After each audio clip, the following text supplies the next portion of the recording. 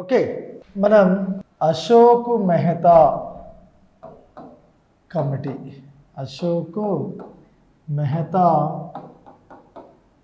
Committee గురించి మనం మాట్లాడుకుందాం. రైట్, ఈ అశోక్ మెహతా కమిటీ ఏర్పడిన సంవత్సరం 1977. ఈ కమిటీ తన నివేదికను సమర్పించిన సంవత్సరము 1978. ఓకే, అశోక్ మెహతా కమిటీ ఎప్పుడు ఏర్పడిందమ్మా? 77.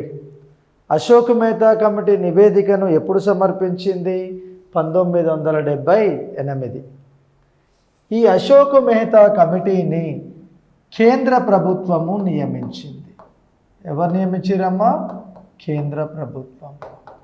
అప్పుడు ప్రధానమంత్రి ఎవరున్నారు? మొరార్జీ దేశాయ్ ఉన్నారు. ఎవరమ్మా? మొరార్జీ దేశాయ్ ఉన్నారు. ఈ మొరార్జీ దేశాయ్ భారతదేశంలో ఉన్నటువంటి పంచాయతీరాజ్ వ్యవస్థ పైన సమగ్రంగా అధ్యయనము చేయడానికి ఈ కమిటీని నియమించారు. ఈ అశోక్ మెహతా కమిటీ చేసినటువంటి సూచనలు, సిఫారసులు ఒక్కొక్కటి మనము చూద్దాం. ఈ అశోక్ మెహతా కమిటీ చేసిన సూచనలలో ప్రధానమైనది ఏంటి అంటే 2 అంచెల పంచాయతీరాజ్ వ్యవస్థ ఉండాలి. ఎన్ని అంచెలు? 2 అంచెలు. ఒకటేంటిది అనంటే ఫస్ట్ది పై స్థాయిలో ఉండేది జిల్లా పరిషత్.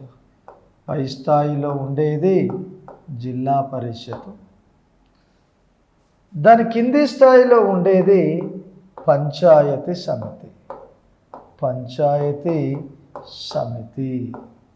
ఓకే, జిల్లా పరిషత్, పంచాయతీ సమితి అని 2 ఉంటాయి. గ్రామ పంచాయతీలు అనేవి ఉండయి. ఓకే, గ్రామ పంచాయతీలు అనేవి ఉండేవి. ఈ అశోక్ మెహతా కమిటీ అధిక ప్రాధాన్యతను దేనికి ఇచ్చినారు అంటే అధికార వికేంద్రీకరణకు ఇచ్చినారు. ఓకే, అధికార వికేంద్రీకరణకు అధిక ప్రాధాన్యతను ఇవ్వడము జరిగింది. ఎవరు? అశోక్ మెహతా కమిటీ. తర్వాత వీళ్ళు చేసినటువంటి సూచనలు మరొకటి, గ్రామ జనాభా 15,000 నుంచి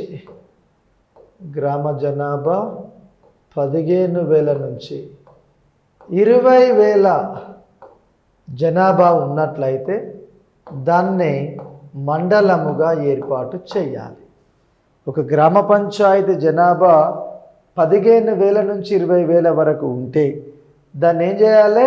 ఒక మండలముగా గుర్తించాలి. అశోక్ మెహతా కమిటీ సూచన ప్రకారము అభివృద్ధి విషయంలో గ్రామ పంచాయతీని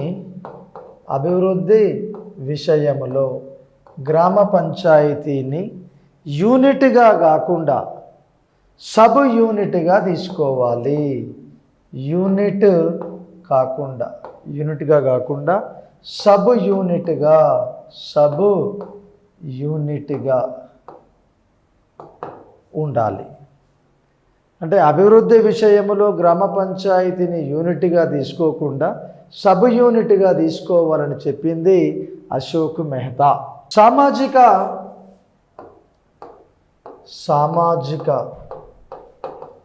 అభివృద్ధి కోసము చేసేటటువంటి నిధుల వినియోగము పైన తనిఖీ చేయడానికి ఒక సోషల్ ఆడిట్, సామాజిక తనిఖీని ఏర్పాటు చేయాలి.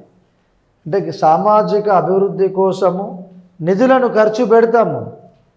ఆ నిధులను ఖర్చు సక్రమంగా పెట్టినరా లేదా అని పరిశీలించడానికి సోషల్ ఆడిట్ను చెయ్యాలి, సామాజిక తనిఖీ చెయ్యాలి అనేసి చెప్పిండ్రు. ఓకే, స్థానిక సంస్థల యొక్క ప్రజాప్రతినిధులందరినీ కూడా ప్రత్యక్ష పద్ధతిలో కాకుండా పరోక్ష పద్ధతిలో ఎన్నుకోవాలి అనేసి ఈ అశోక్ మెహతా కమిటీ చెప్పింది. అంటే ప్రజల చేత నేరుగా ప్రతినిధులు ఎన్నిక కావాలి అనేదేమో అందరూ ఆమోదించదగ్గ విషయము. కానీ అశోక్ మెహతా కమిటీ మాత్రము పరోక్ష పద్ధతిలోనే ఎన్నికలు జరగాలి అనేసి చెప్పిండ్రు.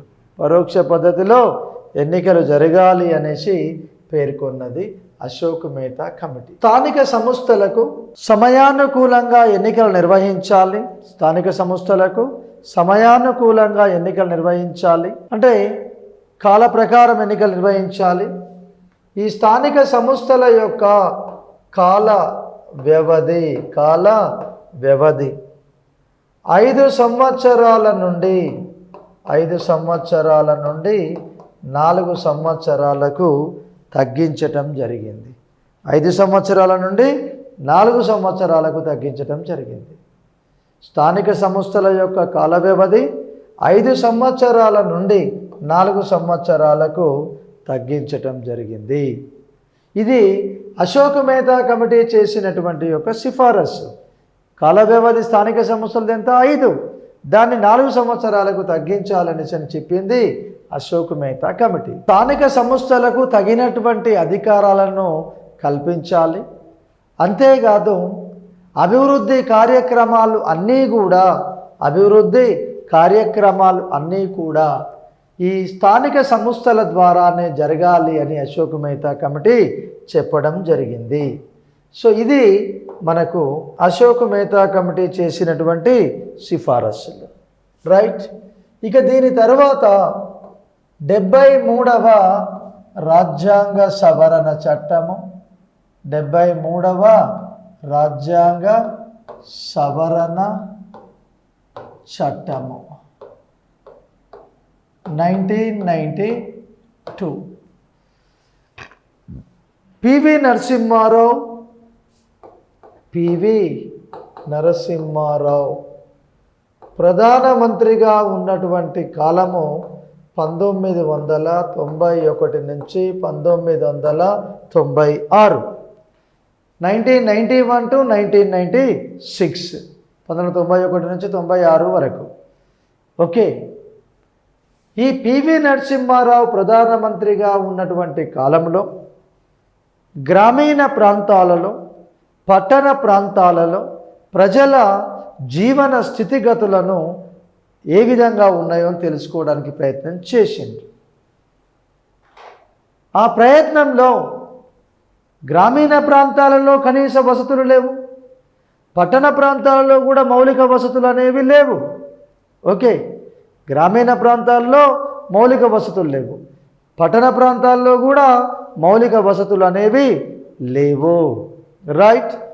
అయితే పివి నరసింహారావు ఈ స్వాతంత్రం వచ్చి ఇన్ని సంవత్సరాలు అవుతున్నా కూడా మరి ఎందుకు గ్రామీణ ప్రాంతాల్లో, పట్టణ ప్రాంతాలలో మౌలిక వసతులు అనేవి లేకుండా పోయినాయి అని అంటే అతను ఏం చేసిండు? బాగా ఆలోచించి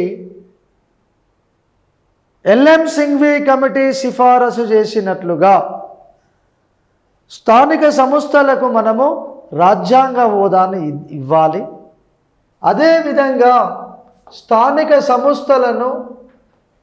సంస్థలకు నిధులను పెంచుదాము, విధులను కూడా పెంచుదాము.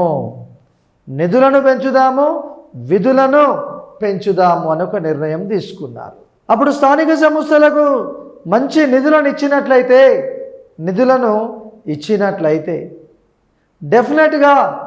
డెఫినెట్గా అభివృద్ధి జరుగుతుంది. ఓకే. కాబట్టి దీనికి తగ్గట్టుగా మనం నిర్ణయం తీసుకోవాలంటే రాజ్యాంగ సవరణ చట్టం అనేది చెయ్యాలి. స్థానిక సంస్థలు అనేటటువంటి అంశము రాష్ట్ర జాబితాలో ఉన్న స్థానిక సంస్థలు అనే అంశం రాష్ట్ర జాబితాలో ఉన్న ఆ స్థానిక సంస్థలకు రాజ్యాంగ హోదాను కట్టబెట్టాలి. కాబట్టి రాజ్యాంగ సవరణ చట్టము అనేది అవసరం. అందుకోసమే పివి నరసింహారావు ప్రధానమంత్రిగా ఉన్న కాలంలో 73వ రాజ్యాంగ సవరణ చట్టాన్ని 1992లో చేయడం జరిగింది. ఎప్పుడు చేసిర్రు? 1992లో చేసిర్రు. ఓకేనా?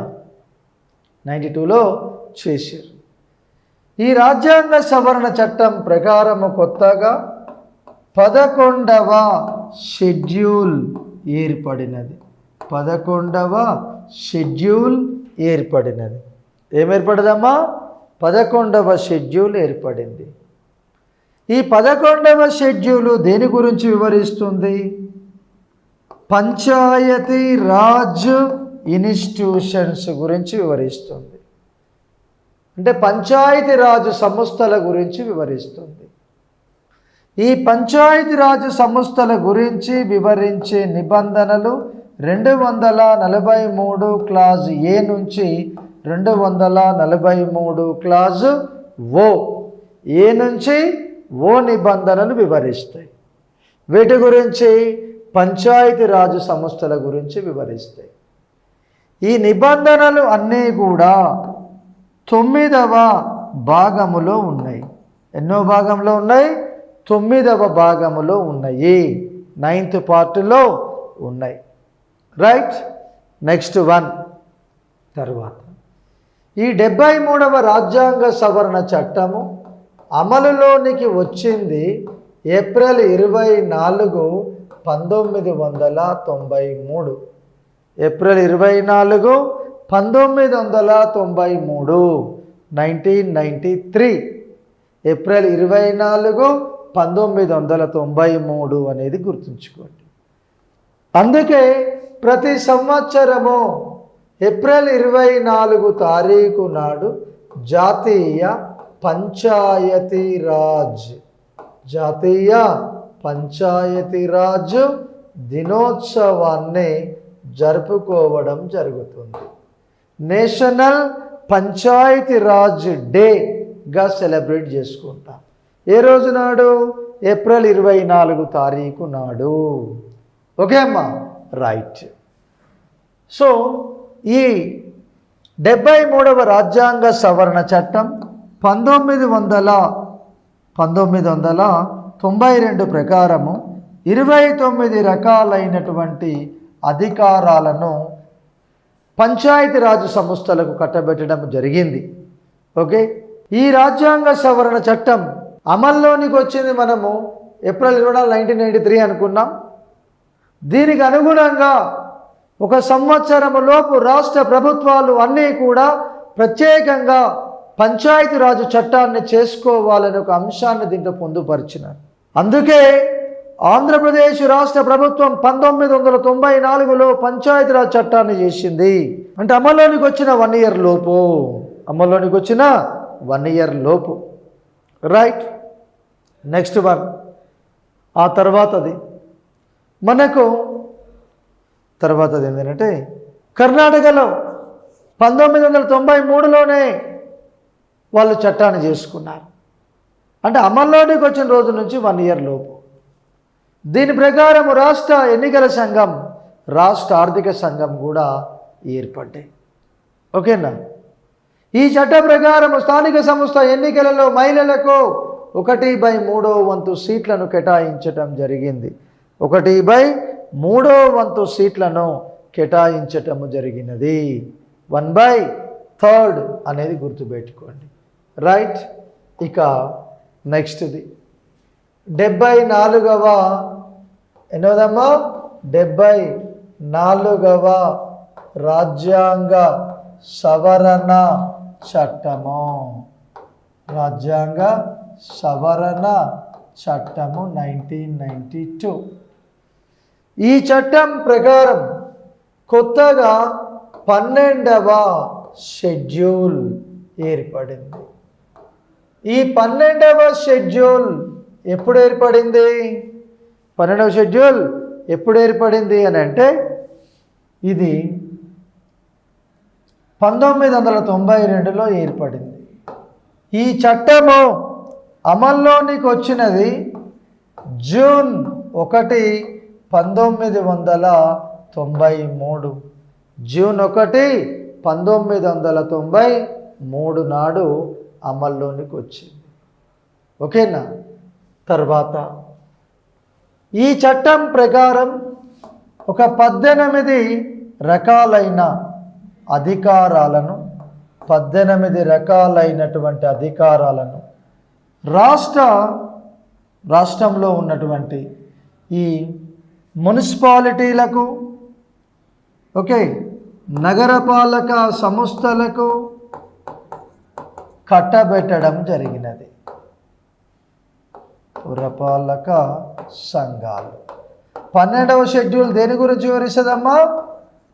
Municipal corporations and municipalities. Okay, అదే 11వ షెడ్యూల్ దేని గురించి వివరిస్తుంది? పంచాయతీరాజ్ సంస్థల గురించి వివరిస్తుంది. ఈ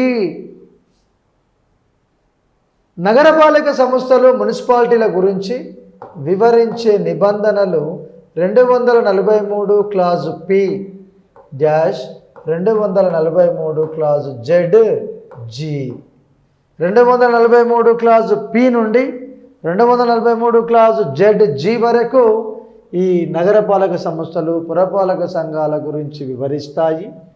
ఈ నిబంధనలు అన్నీ కూడా 9A భాగములో ఉన్నాయి. ఎన్నో భాగంలో ఉన్నాయి? 9A భాగంలో ఉన్నాయి. పంచాయతీరాజ్ సంస్థల గురించి వివరించే నిబంధనలు ఏవే? 243 క్లాస్ ఏ నుంచి ఓ వరకు. ఆ నిబంధనలు ఏ భాగంలో ఉన్నాయి? 9వ భాగములో ఉన్నాయి. రైట్ అమ్మా. ఇకపోతే తర్వాతది ఈ రాజ్యాంగ సవరణ చట్ట ప్రకారము మహిళలకు 1/3 వంతు స్థానాలను కేటాయించారు మున్సిపల్ ఎన్నికల్లో. అదేవిధంగా రాష్ట్ర ఎన్నికల సంఘము ఏర్పడాలి, రాష్ట్ర ఆర్థిక సంఘము ఏర్పడాలి. ఓకే, 73, 74 రాజ్యాంగ సవరణ చట్టాల ప్రకారము స్థానిక సంస్థలకు నిధులతో పాటు విధులను పెంచడం జరిగింది. నిధులు విధుల మధ్య సమన్వయాన్ని ఏర్పాటు చేయడం జరిగింది అనేది గుర్తుపెట్టుకోండి. ఓకే, కానీ ప్రస్తుతం ఆంధ్రప్రదేశ్ రాష్ట్రంలో, తెలంగాణ రాష్ట్రంలో మహిళలకు స్థానిక సంస్థ ఎన్నికలలో 50% ఎంతమ్మా? 50% రిజర్వేషన్ను కల్పించడం జరిగింది. కిరణ్ కుమార్ రెడ్డి ఉమ్మడి ఆంధ్రప్రదేశ్ రాష్ట్రానికి ముఖ్యమంత్రిగా ఉన్నటువంటి కాలంలోనే స్థానిక సంస్థలకు 50% రిజర్వేషన్ కల్పించినారు. ఎంత? 50%. ఓకేనమ్మా. అయితే భారతదేశంలో మొట్టమొదటిసారిగా స్థానిక సంస్థ ఎన్నికలలో మహిళలకు 50% రిజర్వేషన్స్ కల్పించడం జరిగింది బీహార్లో. రెండవ రాష్ట్రం ఆంధ్రప్రదేశ్. రెండవ రాష్ట్రం ఏది? ఆంధ్రప్రదేశ్. ఫస్ట్ స్టేట్ ఏది? బీహార్. రెండవ రాష్ట్రము ఆంధ్రప్రదేశ్. ఏ విషయంలో? స్థానిక సంస్థ ఎన్నికలలో మహిళలకు 50% రిజర్వేషన్ను కల్పిస్తున్న రాష్ట్రం ఒకటి Bihar, 2 Andhra Pradesh. First place, second place. మిగిలిన కొన్ని రాష్ట్రాలలో కూడా మహిళలకు 50% రిజర్వేషన్ను కల్పిస్తున్నాయి. ఓకే, వీటికి అనుగుణంగానే ప్రతి రాష్ట్రంలో పంచాయతీరాజ్ చట్టం, మున్సిపల్ చట్టాన్ని చేయడం జరిగింది. ఆంధ్రప్రదేశ్ పంచాయతీరాజ్ చట్టం, ఆంధ్రప్రదేశ్ పంచాయతీరాజ్ చట్టం 1994లో చేసుకున్నాం. అదేవిధంగా మున్సిపల్ యాక్ట్ను కూడా 1994లోనే చేసుకున్నాం. కానీ తెలంగాణ రాష్ట్రం 2014లో ఏర్పడింది. 2014లో ఏర్పడినటువంటి తెలంగాణ రాష్ట్రంలో ప్రత్యేకంగా పంచాయతీరాజ్ చట్టాన్ని చేసుకున్నది 2018. మున్సిపల్ చట్టాన్ని చేసుకున్న సంవత్సరం 2019. 2014 నుంచి 2018 వరకు ఆంధ్రప్రదేశ్ పంచాయతీరాజ్ చట్టం అమల్లో ఉంది తెలంగాణ రాష్ట్రంలో. 2019 వరకు ఆంధ్రప్రదేశ్ మున్సిపల్ చట్టము తెలంగాణ రాష్ట్రంలో కొనసాగినది. సో ప్రస్తుతం మాత్రం తెలంగాణ పంచాయతీరాజ్ చట్టం 2018 ప్రకారము పరిపాలన కొనసాగుతుంది. 2019 ఆంధ్రప్రదేశ్ మున్సిపల్ చట్టం ప్రకారము పరిపాలన జరుగుతూ ఉంది. ఓకేనా? సో ఈ విధంగా ప్రతి రాష్ట్రంలో ఒకటి పంచాయతీరాజ్ చట్టం, 2 మున్సిపల్ చట్టం ఉన్నాయి. భారతదేశంలో ప్రస్తుతం స్థానిక సంస్థలన్నిటికీ కూడా రాజ్యాంగ హోదాను కట్టబెట్టడం జరిగింది. నిధులు విధుల మధ్య సమన్వయాన్ని ఏర్పాటు చేయడం జరిగింది. ఈ 2 చట్టాలు గతంలో జమ్మూ కాశ్మీర్ రాష్ట్రానికి వర్తించేవి కావు. ఎందుకంటే 370 నిబంధన ప్రకారం జమ్మూ కాశ్మీర్కు ప్రత్యేక ప్రతిపత్తి ఉన్నది కాబట్టి. ఓకే, అదేవిధంగా ఇంకా కొన్ని రాష్ట్రాలకు కూడా ఈ 2 చట్టాలు వర్తించవు. మిజోరం కావచ్చు, ఓకే, మేఘాలయ కావచ్చు, ఇటువంటి రాష్ట్రాలకు వర్తించవు. రైట్?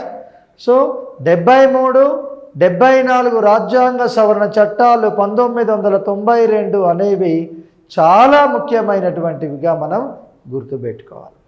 చాలా ముఖ్యమైనవి అనేది గుర్తుపెట్టుకోండి. రైటా? ఈ ఏరియా నుంచి తప్పకుండా మన క్వశ్చన్ వస్తుంది. రైట్?